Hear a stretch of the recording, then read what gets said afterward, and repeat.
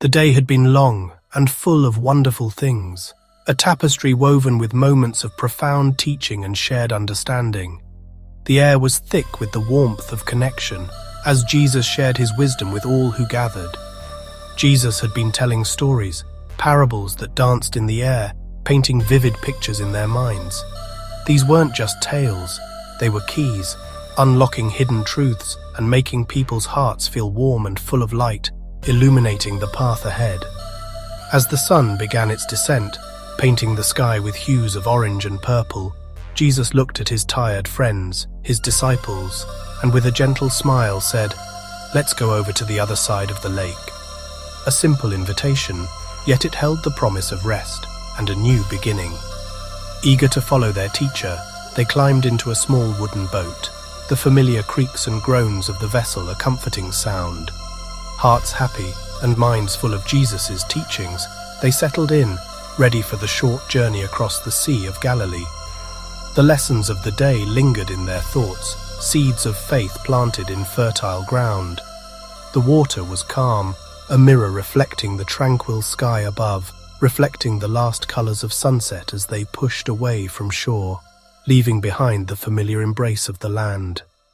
The gentle lapping of the water against the hull was a soothing lullaby. A gentle breeze filled the sail, catching the fabric and urging the boat forward with a soft, whispering push. And the disciples laughed, feeling safe and secure in the presence of Jesus, their worries fading with each passing moment. The journey felt blessed, guided by faith and friendship. But the Sea of Galilee, like life itself, was unpredictable, a fickle mistress capable of sudden and dramatic shifts. Suddenly, without warning, the wind changed, whipping around them with a newfound ferocity. The sky, once a canvas of vibrant colors, darkened with heavy clouds, a menacing curtain drawn across the heavens.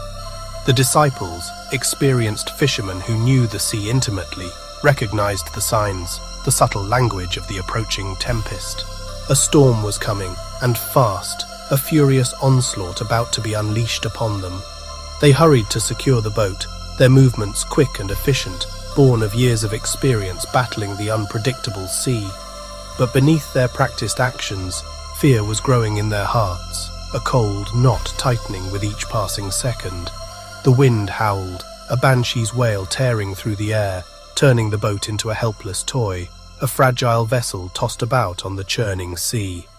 Waves crashed, mountains of water rising and falling with terrifying force, tossing them back and forth like rag dolls in the grip of a giant. The peaceful journey, once filled with laughter and light, became a terrifying struggle for survival, a desperate fight against the elements. The disciples clung to the boat, their hands gripping the rough wood with desperate strength, knuckles white, strained with the effort of holding on. As the storm raged, a furious tempest unleashed its full fury upon them. They were far from shore, the comforting sight of land a distant memory, surrounded by darkness and chaos, the storm a swirling vortex of wind and water. The sea, once calm and inviting, a source of peace and tranquility, was now a roaring giant, a monstrous force threatening to swallow them whole. Their laughter was gone, silenced by the storm's deafening roar, replaced by shouts of fear and desperation, cries lost in the wind, and frantic efforts to stay afloat, bailing water with feverish energy, fighting against the relentless onslaught. The storm was only just beginning, its fury escalating with each passing moment, promising even greater trials ahead. In the middle of the sea, surrounded by the vast expanse of churning water, they felt utterly alone, adrift in a world consumed by the storm's rage. And the safety they'd felt with Jesus, the comforting presence that had filled their hearts with peace, seemed to vanish in the storm, swallowed by the darkness and the overwhelming power of the sea. Lightning split the sky, turning the waves an eerie green. Thunder boomed, shaking the boat and the disciples to their core. The storm was right on top of them, waves like mountains, rain pouring in sheets. Water flooded the boat as they bailed desperately, but it was hopeless. For every bucket tossed out, another wave crashed in. Panic set in, their shouts were lost in the roar of wind and thunder. These fishermen had faced storms before, but never one like this. The sea was a wild monster, and they were powerless. Their strength and experience meant nothing now. Fear gripped their hearts. They were sure they would drown. Every flash of lightning revealed terror on their faces. Lost in chaos, they knew their boat couldn't last much longer. The storm threatened to swallow them whole. Where was Jesus? Not helping, not shouting commands. He was asleep. In the back of the boat, head on a cushion, Jesus slept through the chaos. The wind and waves and thunder didn't disturb him. He rested in perfect peace, untouched by the storm. The disciples glanced at him in disbelief. How could anyone sleep through this? Their fear grew as they watched his calm. It was as if he was in another world, safe and serene. His peace was a mystery, an island in the raging sea. While they panicked, his heart was steady. The storm had no power over him. He was the Prince of Peace, resting because he knew who was truly in charge. The disciples' terror only deepened as they saw his unshakable calm. Even in chaos, Jesus was at peace. The disciples couldn't take it anymore. Exhausted and terrified, they stumbled to Jesus and shook him awake. "Teacher, don't you care that we're going to drown?" they cried, voices raw with fear. Their desperation was bigger than their respect. They needed him to act. Seeing him asleep while they struggled felt like abandonment. Their trust wavered. Did he even care? Jesus woke, not startled, but calm. He looked at their frightened faces, saw the chaos, and felt their fear. He wasn't angry at being woken. He was filled with love for his terrified friends. He saw the storm inside their hearts, as wild as the one outside. Their cry wasn't just for rescue, it was a plea for reassurance and love. In their darkest moment, they reached for him. Jesus' presence was their only hope. The storm raged, but now all eyes were on him. Would he save them? Their fear and confusion hung in the air. The moment of truth had come. They waited for his response. Jesus sat up, amidst the chaos and the roaring winds. He had been sleeping peacefully, undisturbed by the tempest that threatened to swallow the small boat whole. Calm and unhurried, a quiet authority in the chaos. His face was serene, a stark contrast to the frantic expressions of his disciples. It was as if the storm held no power over him, as if he existed in a realm untouched by the turmoil. The disciples watched, breathless, their eyes wide with a mixture of fear and disbelief. They clung to the sides of the boat, their knuckles white as the waves crashed around them. As he faced the storm, he stood tall, unwavering, his gaze fixed on the raging elements. There was no fear in his eyes, only a profound sense of peace and control. He didn't grab a bucket or shout instructions. He didn't bark orders like a seasoned captain trying to save his ship. There was no frantic bailing of water, no desperate attempts to steer the boat to safety. Instead, he stood, looking into the heart of the tempest. He seemed to be searching for something within the storm's chaotic dance, a connection to the very forces that threatened to destroy them. He was not afraid. He faced the storm like a king surveying his domain, a ruler commanding his subjects. He possessed an innate authority, a power that transcended the physical realm. This was the one who made the wind and set the boundaries of the sea. He was the architect of creation, the master of the elements. The wind and the waves were not his enemies, but rather instruments of his will.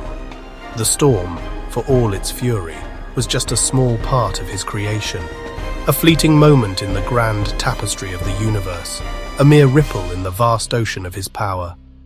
Jesus was the true king, not just of people, but of all creation. Every mountain, every sea, every star in the sky bowed before his authority. The storm was loud, but his power was greater. It was a power that resonated through the cosmos, a force that could calm the most turbulent seas and silence the fiercest winds. The disciples saw only danger. Jesus saw something that must obey him. He saw not a threat, but an opportunity to reveal his divine nature, to demonstrate his dominion over all things. He needed no weapons, no army. His power was in his voice. His voice was the instrument of creation, the source of all authority. The same voice that created the world was about to speak. and with that voice, he would command the storm to cease, to submit to his will. The disciples were about to discover who was really in the boat with them. They were about to witness a miracle, a demonstration of power that would forever change their understanding of Jesus. They thought he was a great teacher.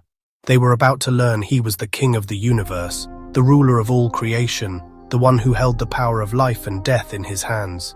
The storm raged, but Jesus stood firm, unmoved by the chaos, unwavering in his purpose. All hope rested on what he would do next. The fate of the disciples, the fate of the boat, hung in the balance, dependent on the actions of this one man. The moment was electric with anticipation. The air crackled with unspoken questions, with a desperate yearning for salvation. The king was about to speak, and the world held its breath. The storm raged, a furious tempest threatening to swallow them whole. But Jesus remained calm, a beacon of serenity amidst the chaos. He stood tall, not with a shout of panic, but with a quiet, unwavering authority. "Quiet, be still!" he commanded the storm with a voice that resonated with power. 3 simple words, yet filled with the boundless power of the Creator, the one who spoke the universe into existence. It was a command that echoed through the very fabric of reality. Instantly, as if responding to its master's voice, the wind stopped its violent dance. The waves, once towering and menacing, flattened with surprising speed. The roaring chaos, the deafening symphony of the storm, vanished into perfect silence, leaving an almost palpable void. The sea became smooth as glass, reflecting the moonlight like a giant mirror. The air was still and heavy with the aftermath of the storm. The disciples stood frozen, buckets still clutched in their hands, stunned by the sudden, almost unbelievable calm that had descended upon them. Awe replaced fear, a profound sense of wonder washing over them as they stared at Jesus. As if on cue, the rain ceased its relentless assault. The clouds parted like a curtain, and moonlight bathed the peaceful water in a silvery glow. The world had changed in a heartbeat, from the depths of terror to an almost surreal tranquility. It was more than just the end of a storm. It was a divine intervention, a miracle unfolding before their very eyes. The silence that followed was as shocking, as overwhelming, as the storm had been terrifying. The disciples looked from the now calm sea to Jesus, a dawning realization spreading across their faces as they began to understand the immense power he held. The storm, in all its fury, had obeyed him completely, submitting to his command without resistance. The king had spoken with authority, and creation itself had listened, responding to the voice of its master. Their hearts pounded in their chests, filled with a mixture of wonder and disbelief. The immediate danger was gone, but a new kind of fear, a holy awe, a reverent respect filled them, replacing the terror they had felt moments before. They had witnessed the impossible, a feat that defied all natural laws and human understanding. The man in their boat, the one they had come to know as their teacher, was clearly no ordinary man. He was the master of the wind and waves, the one who held dominion over the very forces of nature. The sheer magnitude of the miracle left them utterly speechless, their minds struggling to comprehend what they had just seen. Perfect peace reigned where chaos had been, a testament to the power and authority of the one who calmed the storm. The silence after the storm was powerful, wrapping the disciples in peace. Fear melted away. They could finally breathe. The boat floated gently, no longer tossed by waves. Relief washed over them, as strong as the fear had been. But the calm wasn't just outside. Their hearts grew still too. The peace of the sea flowed into their souls. They looked at Jesus, seeing the same peace on his face. It was more than quiet. It was the peace of God. Words failed them. They were stunned by what had happened. Moments ago they'd faced death. Now, with 3 words, Jesus had saved them. He hadn't just predicted the weather, he commanded it. Who was this man? Their teacher, their friend, was something more. They sensed the power of God in their midst. The fear of the storm was gone, replaced by awe and reverence. They realized they were in the presence of greatness. The miracle changed them. They sat in silent wonder, hearts full of holy fear. Jesus turned to his friends, his voice gentle but piercing. "Why were you so afraid? Do you still have no faith?" He wasn't scolding them for being scared. He wanted them to trust him, even in the storm. Their faith had been small, shaken by fear. The disciples didn't answer. They were overwhelmed by what they'd seen. They whispered to each other, "Who is this?" Even the wind and waves obey him. They began to understand Jesus was more than a teacher or prophet. He was the one with power over all creation. The storm had tested them, but it revealed something amazing about Jesus. They were in the presence of God's own Son. The King had shown his power, leaving them in awe. Their fear turned to wonder. The question lingered in their hearts, "Who is this man?" This story isn't just about a storm long ago, it's for us too. We all face storms, inside and out, troubles, fears, worries. Sometimes we feel lost, tossed around, ready to sink. Like the disciples, we might wonder if anyone cares. But Jesus is with us even when he seems silent. He hasn't forgotten or abandoned us. He sees our fear and hears our cries. He is more powerful than any storm we face. When chaos comes, we can remember this story. The same Jesus who calmed the sea is with us. He may not stop every storm right away, but he gives us peace in the middle of it. He is our hope and our calm. He speaks, "Quiet, be still," and holds us safe until the storm is over.